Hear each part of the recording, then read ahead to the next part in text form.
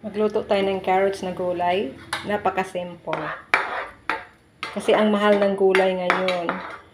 So, ang carrots, napaka-cheaper. Ano lang, 40 pieces per kilo. Pumunta ako sa grocery kaganina. 90 ang kilo ng okra. So, next, sugar.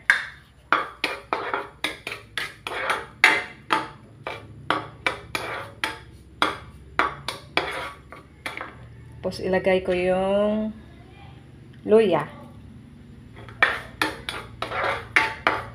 Madali lang to guys, tapos masarap.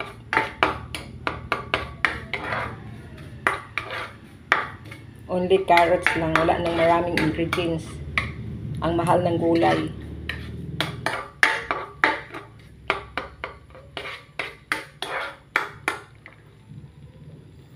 So, ilagay ko yung apple. Isang apple lang to na maliit. Binalatan ko at in-slice ko ng cube.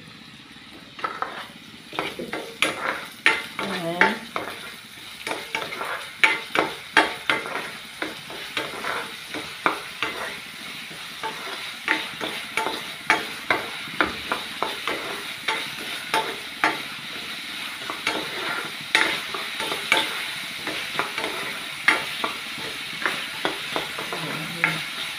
Hintayin natin maluto kaunti yung apple. Kasi yung carrots naman, in-steam ko na.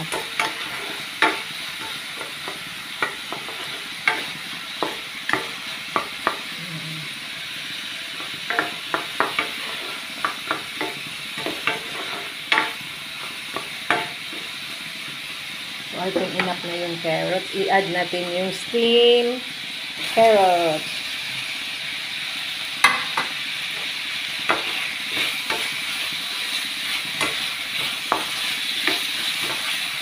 So, carrots with apple. Ang sarap nito guys. So, hindi natin lagyan ng asin kasi yung nabili ko kasing butter, salted butter. So, may asin na siya. Kung unsalted butter yung nilagay mo, yung lalagyan mo ng asin. So, ito hindi ko nalagyan ng asin kasi salted butter yung nilagay ko. Ganun lang kasimple.